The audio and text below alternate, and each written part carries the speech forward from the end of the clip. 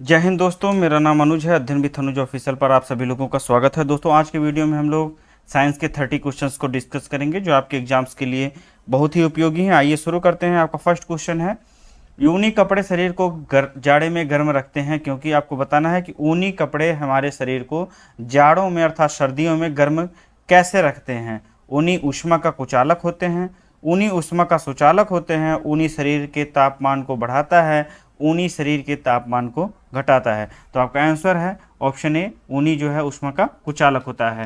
Next question है आपका, सौर कुकर के अंदर का रंग क्या होता है। जो सौर कुकर होता है, जो सूर्य की रोशनी अर्थात सूर्य की ऊष्मा से हमारे भोजन को पकाने में हमारे भोजन को पका देता है, उसके अंदर का जो कलर होता है वह किस कलर का होता है। तो वह जो है काले कलर का होता है। ऑप्शन सी सही होगा।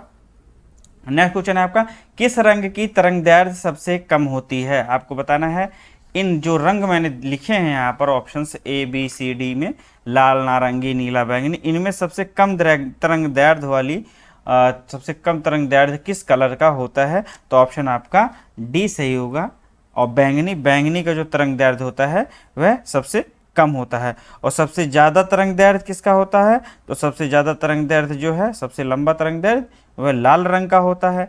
यदि बात करें विचलन की, तो बैंगनी रंग का विचलन जो है वह सर्वाधिक होता है और लाल रंग का विचलन सर्वाधिक कम होता है। तो आपका जो है प्रश्न के अनुसार जो है ऑप्शन आपका डी सही होगा, बैंगनी। आपका नेक्स्ट क्वेश्चन है, विरलीकरण क्या होता है। रेयर मीडियम क्या कहलाती है, क्यों होती है, ये कंडीशन क्यों बनती है रेयर मीडियम की। तो रेयर मीडियम की कंडीशन तब बनती है जब हवा का दाब निम्न हो जाता है। ऑप्शन आपका ए सही होगा। विरलीकरण की कंडीशन कब बनती है, जब हवा का दाब कम हो जाता है। यदि हवा का दाब उच्च होगा तो उसे जो है डेंसर मीडियम कहते हैं, अर्थात सघनता कहा जाता है। आपका नेक्स्ट क्वेश्चन है, एक मात्रा है जो एक तरंग की प्रकृति का वर्णन नहीं करती है। जो तरंग है, तरंग किसे तरंग कहेंगे हम, उसको जो है उसको तय करने के कुछ विशिष्ट मानक होते हैं। और यदि हम किसी भी तरंग की प्रकृति का वर्णन करते हैं तो उन मानकों के आधार पर करते हैं। और इन ऑप्शंस में ऊंचाई, तरंगदैर्घ्य, तरंगति, आवृत्ति, इनमें से कौन सा एक है जो तरंग की प्रकृति का वर्णन करने में हमारा सहयोग नहीं करती है। तो वह है ऊंचाई। इसके अतिरिक्त हम बात करें तरंगदैर्घ्य की, गति की, आवृत्ति की, वेग की, आयाम की, तो ये सारी जो चीज़ें हैं ये तरंग की प्रकृति का को जो है के जो विशिष्ट मानक हैं उन्हें जो है पूरा करती है। और किसी भी तरंग का गुण जो है इसी के आधार पर तय किया जाता है। नेक्स्ट क्वेश्चन, छठवां क्वेश्चन है आपका, निम्नलिखित में से किस विद्युत चुंबकीय तरंग की तरंगदैर्घ्य सबसे कम होती है। आपको बताना है कि कौन सी ऐसी विद्युत चुंबकीय तरंग है जिसका तरंगदैर्घ्य सबसे कम होता है। तो आपका ऑप्शन इसमें आप कहेंगे कि सर गामा किरणों का जो तरंगदैर्घ्य होगा वह सबसे कम होगा। और जब सबसे ज़्यादा की बात करें तो वह रेडियो तरंगें होती हैं। दीर्घ रेडियो तरंगों की जो तरंगदैर्घ्य होती है वह सबसे ज़्यादा होती है। 1 मीटर से लेकर के 10⁴ मीटर तक होती है। और दीर्घ रेडियो तरंगों की खोज जो है मार्कोनी ने की थी। गामा किरणों की खोज हेनरी बेकुरल द्वारा की गई थी।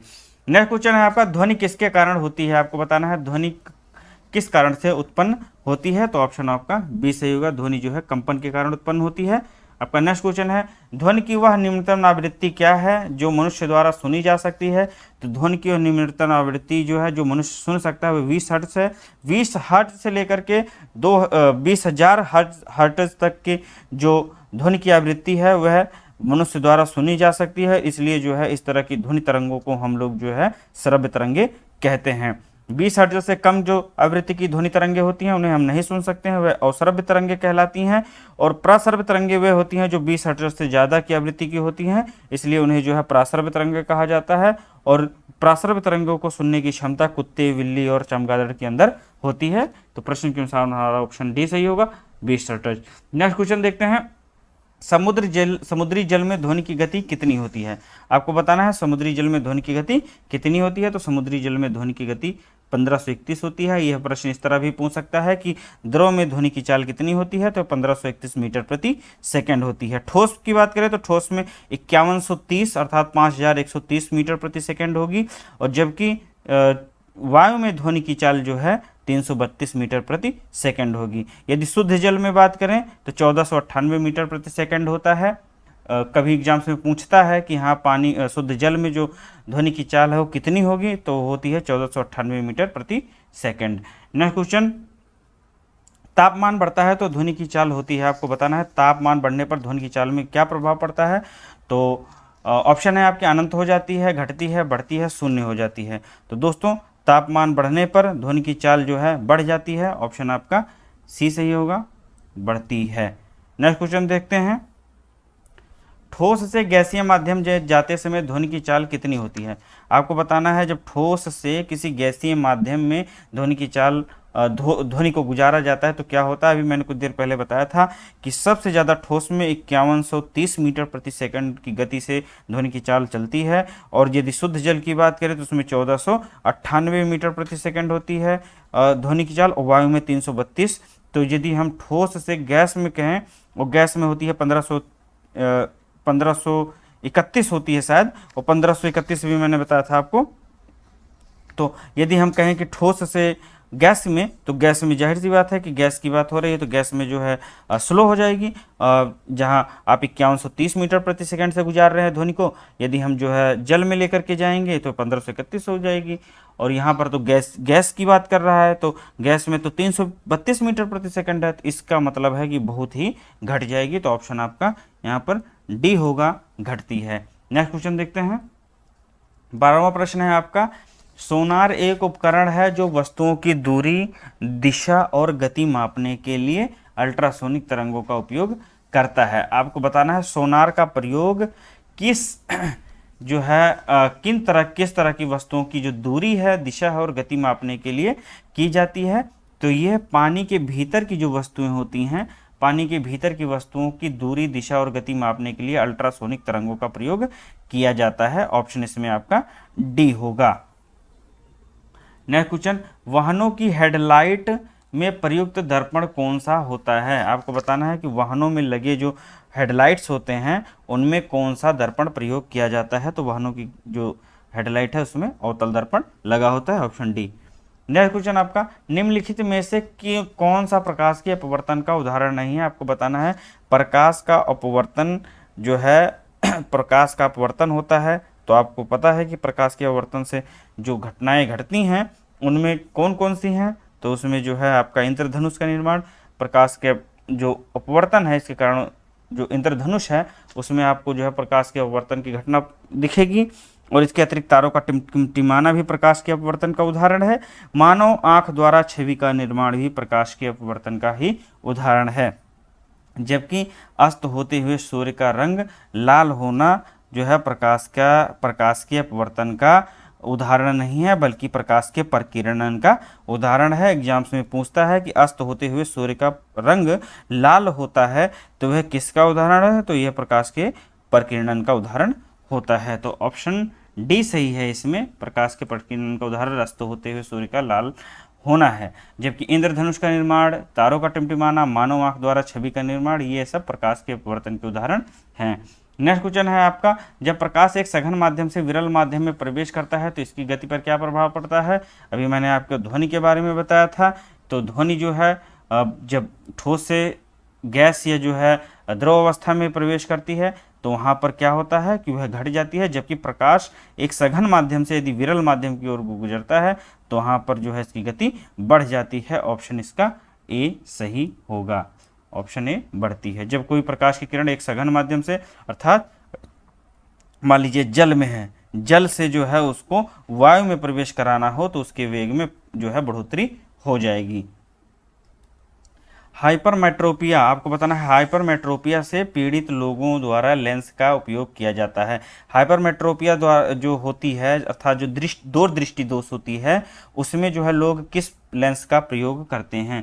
तो उत्तल लेंस का उपयोग जो है दूरदृष्टि दोष के रोगी होते हैं जिनकी आंखों में दूरदृष्टि दोष होता है तो उनके लिए उत्तल लेंस का प्रयोग किया जाता है। और यदि बात पूछता है आपसे निकट दृष्टि दोष अर्थात मायोपिया में तो अवतल लेंस का प्रयोग होता है। और प्रेस बायोपिया में जो जिसे हम जरा दृष्टि दोष कहते हैं वहाँ पर द्विफोकसी लेंस का प्रयोग होता है। और अबिंदुकता अर्थात दृष्टि वैषम्य इसमें जो है बेलनाकार लेंस का प्रयोग किया जाता है। पावर ट्रांसफार्मर कार्यप्रणाली का सिद्धांत किस नियम पर आधारित है? आपको बताना है पावर ट्रांसफार्मर की जो कार्यप्रणाली है वह किस सिद्धांत पर कार्य करती है। तो यह जो है दोस्तों फैराडे के नियम पर कार्य करती है। ऑप्शन आपका डी सही होगा। पावर ट्रांसफर की कार्यप्रणाली फैराडे के नियम पर कार्य करती है। 18वां प्रश्न है आपका, स्ट्रीट लाइटों में बल्ब को किस श्रृंखला में जोड़ा जाता है? तो स्ट्रीट लाइटों में जो है, जो घरों या स्ट्रीट लाइटों में बल्ब लगे होते हैं, इनमें हमेशा जो है समानांतर जो है श्रृंखला में से जोड़ा जाता है, समानांतर में संयोजित किया जाता है। नेक्स्ट क्वेश्चन देखते हैं। भारत के पहले सफल परमाणु परीक्षण का कोड नाम क्या था? आपको बताना है कि जो भारत का पहला सफल परमाणु परीक्षण किया गया था, न्यूक्लियर टेस्ट किया गया था, उसका कोड नाम क्या रखा गया था? तो ऑप्शन इसमें बी सही होगा, स्माइलिंग बुद्धा। स्माइलिंग बुद्धा जो है हमारा पहला जो है परमाणु परीक्षण का पहला कोड नाम था। और यदि मैं बात करूं तो पहला परमाणु परीक्षण जो है हमारा 18 मई 1974 के पोखरण में किया गया था। राजस्थान में स्थित है पोखरण। नेक्स्ट क्वेश्चन है आपका, थर्मोस्कोप का आविष्कारक कौन है? थर्मोस्कोप का आविष्कार किसके द्वारा किया गया था? तो ऑप्शन आपका ए सही होगा, गैलीलियो द्वारा। ऑप्शन ए सही है, गैलीलियो ने जो है थर्मोस्कोप का आविष्कार किया था। इसके अतिरिक्त कोपरनिकस ने सूर्य के केंद्रीय सिद्धांत को प्रतिपादन किया था। आइजैक न्यूटन द्वारा गुरुत्वाकर्षण के नियम का जो है प्रतिपादन किया गया था, जबकि जोहान्स केपलर ने जो है ग्रह गति के नियमों का जो है सिद्धांत दिया था। नेक्स्ट क्वेश्चन है आपका, निम्नलिखित में से कौन सा विकल्प रासायनिक परिवर्तन है? आपको बताना है इनमें से कौन सा रासायनिक परिवर्तन है। तो रासायनिक परिवर्तन आपका जो है दूध का दही में परिवर्तित होना रासायनिक परिवर्तन होता है, जबकि अन्य शेष सभी जो है भौतिक परिवर्तन के उदाहरण हैं। नेक्स्ट क्वेश्चन, लोहे को कठोर और मजबूत बनाने के लिए निम्न में से क्या मिलाया जाता है? आपको बताना है कि लोहे को जो कठोर बनाया जाता है तो उसमें क्या मिलाया जाता है। तो यदि हम बात करें लोहे की, तो शुद्ध रूप में लोहे की जो स्ट्रेंथ होती है वह कम होती है, और जब हम उसमें कोई चीज़ मिक्स कर देते हैं तो वह और मजबूत हो जाती है। तो लोहे को कठोर और मजबूत बनाने के लिए, इसकी स्ट्रेंथ जो है पावर बढ़ाने के लिए हम इसमें जो है कार्बन की मात्रा को मिलाते हैं। यदि मैं बात करूँ स्टील की, तो स्टील में जो है लोहे तथा कार्बन स्टील जो है लोहे तथा कार्बन का एक मिक्सचर होता है, जिसमें कार्बन की जो मात्रा होती है वह 1.5% तक होती है। तो आपका ऑप्शन सी सही होगा, कार्बन।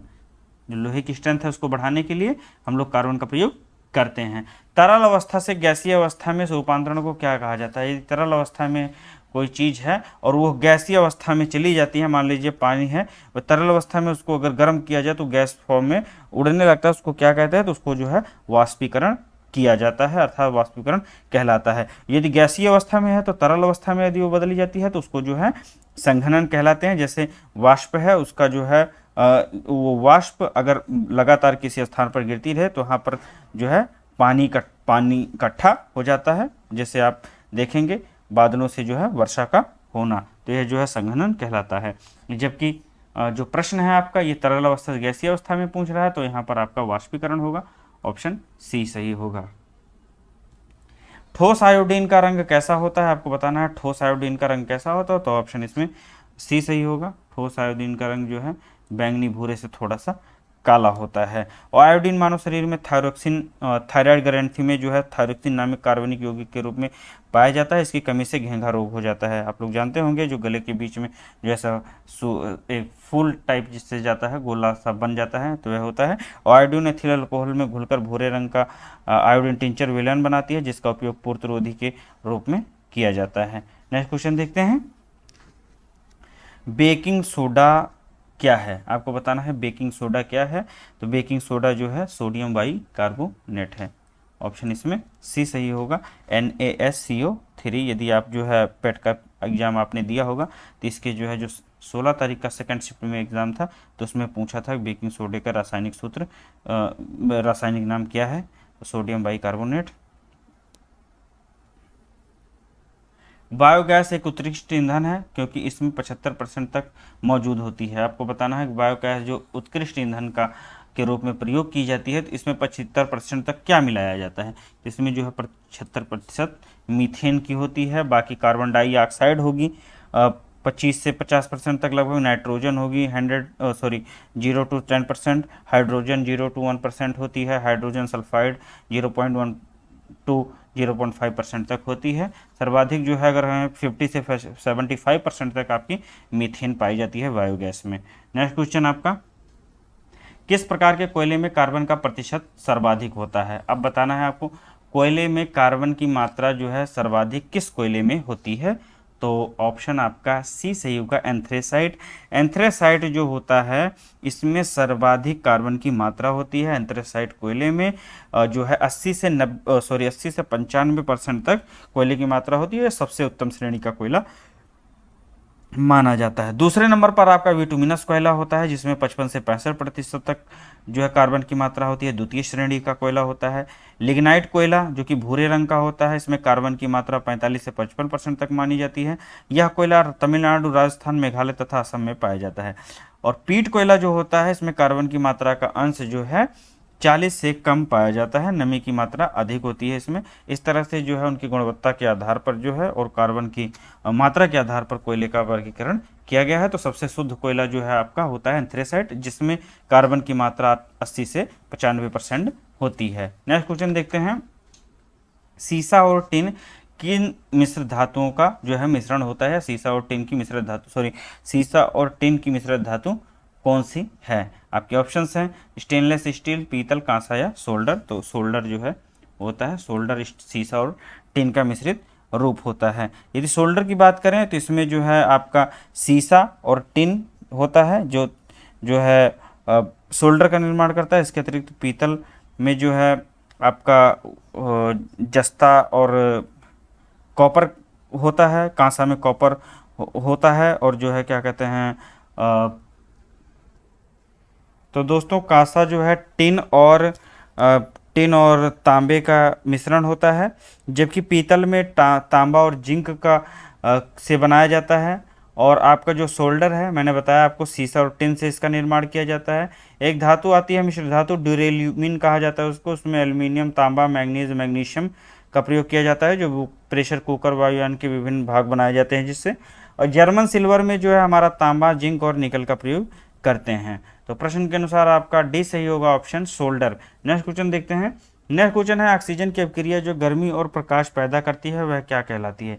जो ऑक्सीजन की अभिक्रिया है, जो ऑक्सीजन की वह अभिक्रिया जो गर्मी और ऊष्मा दोनों गर्मी और प्रकाश दोनों पैदा करती है, तो क्या कहलाती है? तो वह कहलाती है ऊष्मा क्षेपी। ऑप्शन आपका सी सही होगा, ऊष्मा क्षेपी। सॉरी दोस्तों, दहन जो है कहलाती है। जो है जो ऊष्माक्षेपी होती है दहन की एक अभिक्रिया है, जबकि दहन जो है यदि ऑक्सीजन से ऊष्मा और प्रकाश उत्पन्न हो रहा है तो वह दहन कहलाती है। और दहन के बाद जो ऊष्मा की एक अभिक्रिया होती है ऊष्माक्षेपी अभिक्रिया होती है, जैसे लकड़ी का जलना, मोमबत्ती का जलना आदि। नेक्स्ट क्वेश्चन है आपका 30 क्वेश्चन, मानव शरीर की सबसे लंबी हड्डी कौन सी होती है? आपको बताना है मानव शरीर की सबसे लंबी हड्डी कौन सी है। तो ऑप्शन इसमें आपका डी सही होगा, जांघ की हड्डी। मानव शरीर की जो है सबसे लंबी हड्डी जो होती है वो जांघ की हड्डी होती है। मानव शरीर में जो सबसे छोटी हड्डी होती है वो कान की हड्डी होती है, जिसे हम लोग जो है स्टेपीज कहते हैं। और शरीर का जो सबसे कठोर भाग होता है दांत का जो है दंतवल्क, जिसे एनेमल कहा जाता है। तो 3 क्वेश्चन आपके इस क्वेश्चन से तैयार हुए। मानव शरीर की सबसे लंबी हड्डी जांघ की हड्डी, मानव शरीर की सबसे छोटी हड्डी जो होती है कान में स्टेपीज हड्डी, और जो मानव शरीर का सबसे कठोर जो है भाग जो होता है वह इनेमल होता है, जो दांत में पाया जाता है। तो दोस्तों आज के थे 30 क्वेश्चंस। मिलते हैं अगले वीडियो में नए टॉपिक के साथ। जय हिंद।